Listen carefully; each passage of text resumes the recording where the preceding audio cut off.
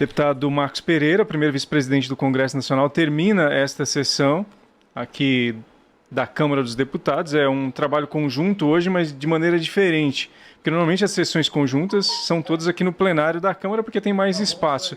Mas desta vez, porque as sessões estão sendo virtuais ou pelo sistema remoto de votação, então essa votação do projeto de lei do Congresso Nacional no número 2 começou aqui pela Câmara, tendo, portanto, esse momento em que os deputados debateram e votaram a proposta, que trata da questão de regulamentar as emendas ao orçamento deste ano, orçamento de 2020, que foram as emendas que foram propostas pelos deputados e também pelos senadores. E aí houve aquele veto do presidente da República, o Congresso fez um acordo com o presidente e apresentou e votou, portanto, esse projeto de lei do Congresso Nacional para modificar a Lei de Diretrizes Orçamentárias.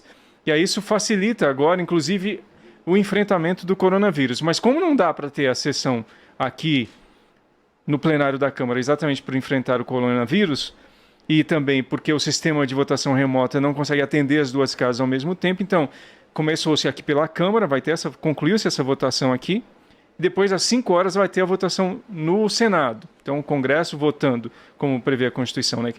Questões orçamentárias, o Congresso tem que votar. E aí passa pela Comissão Mista de Orçamento e depois numa sessão que normalmente acontece conjuntamente aqui no plenário da Câmara, mas por causa especificamente dessa situação, inclusive nem trancamento da pauta pelos vetos está acontecendo. Houve uma questão de ordem a esse respeito, a deputada Fernanda Melchiona, do PSOL, fez a questão de ordem perguntando sobre o trancamento das pautas do Congresso por causa dos vetos. A partir de 30 dias que um veto é aposto e é publicado, o Congresso fica sabendo dessa publicação, portanto, com as informações que recebem através dos protocolos, aí ele passa a trancar a pauta depois de 30 dias que está como publicado o veto e não foi votado ainda.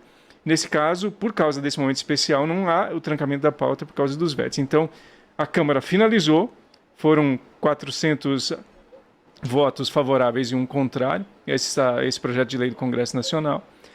E agora o Senado vai fazer a votação hoje mais tarde, às 5 horas. A expectativa é que seja concluída também no Senado a votação, e aí o presidente vai ter um pouco mais de margem também para poder enfrentar, com o auxílio do Congresso Nacional, que continua sempre fiscalizando tudo que o Executivo faz, esse momento de pandemia. No caso do Brasil, a epidemia de coronavírus. Então a maneira de enfrentar é tendo mais margem orçamentária e participação de todos os poderes, é o que tem sido feito desde o início. Desse enfrentamento aqui pelo Congresso Nacional, pelo governo e também pelas outras instituições que governam o país, né? Os municípios, o Estado, e aí agora com esse projeto de lei do Congresso Nacional aprovado, projeto número 2, vai ficar mais fácil ainda do ponto de vista de orçamento, vai se eliminar algumas barreiras e vai ser mais fácil para poder aplicar os recursos.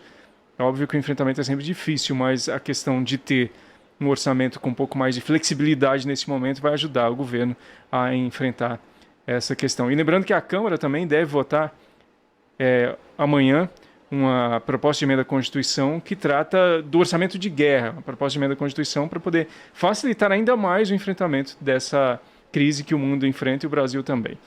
Você que esteve conosco até agora, acompanhando a sessão da Câmara, parte da sessão do Congresso Nacional, muito obrigado por sua audiência.